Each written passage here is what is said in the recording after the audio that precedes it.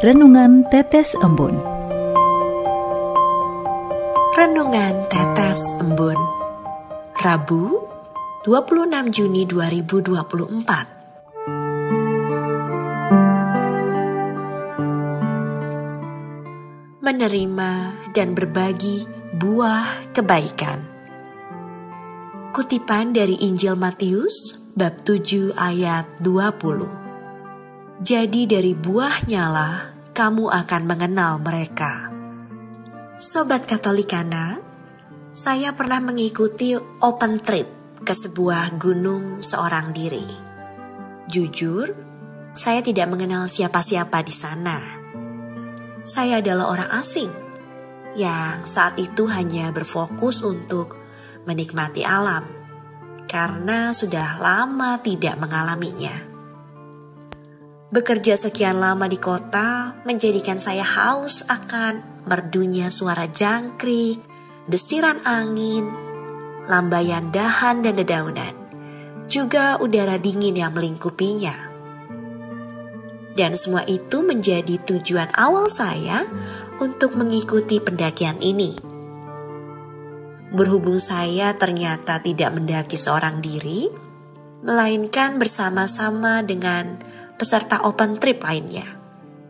Pelan-pelan saya pun akhirnya belajar mengenal rekan-rekan seperjalanan saya.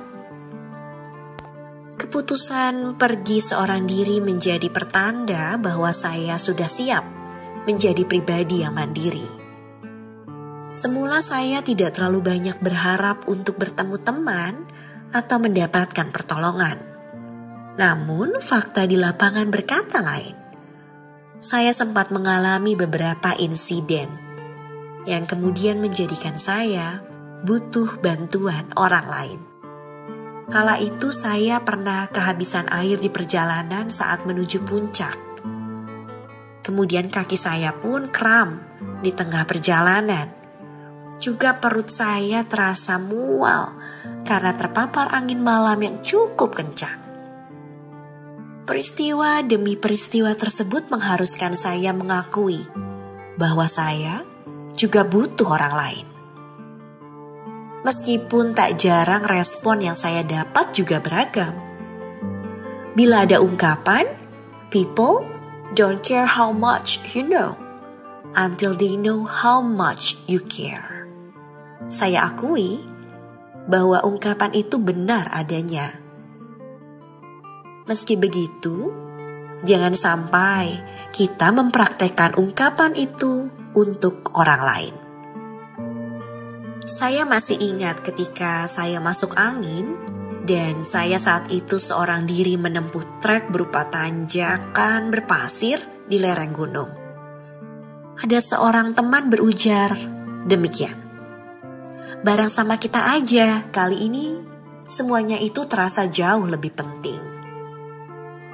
Saya merasa bersyukur mendapat pengalaman ini, sebab menuntun saya untuk menurunkan ego sedikit demi sedikit.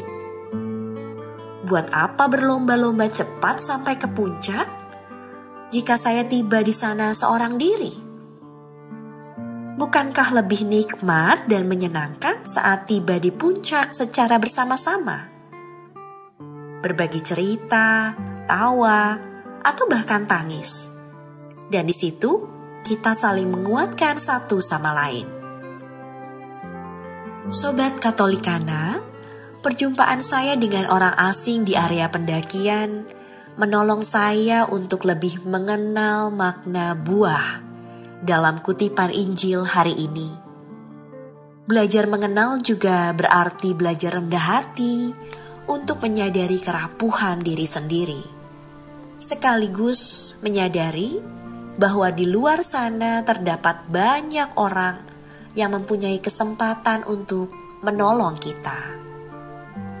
Mereka memberikan buah kebaikan yang mereka miliki, dan saya pun berkesempatan untuk membagikan buah kebaikan itu pada orang lain. Sehingga mata rantai perbuatan yang menghasilkan buah kebaikan tersebut tidak hanya berhenti pada saya seorang diri. Pengenalan yang sejati akan kita alami saat kita menyadari kehadirannya melalui berbagai peristiwa dan perjumpaan yang kita alami dengan sesama. Dan di setiap penghujung hari yang kita alami, pernahkah kita bertanya pada diri sendiri, bagaimana aku melihat kehadiran Tuhan hari ini? Marilah berdoa dalam nama Bapa dan Putra dan Roh Kudus. Amin. Allah Bapa yang Maha Cinta, terima kasih sudah memberikan kesempatan kepada kami untuk mengenal-Mu dalam hidup kami. Terima kasih sudah memberikan beragam peristiwa, perjumpaan dengan orang lain yang menghantar kami untuk menyadari kehadiran-Mu di dunia ini. Tuhan, bantulah kami untuk bisa memberikan buah kebaikan pada sesama kami, dengan tidak lupa menerima buah dari kemurahan-Mu sendiri. Bantulah kami untuk belajar rendah hati, bahwa pengenalan yang sejati akan terjadi saat kami mampu menyadari kerapuhan kami sebagai manusia, dan terus bergantung padamu, Sang Pemberi buah yang sejati. Demi Kristus Tuhan dan pengantara kami. Amin. Dalam nama Bapa dan Putra dan Roh Kudus. Amin.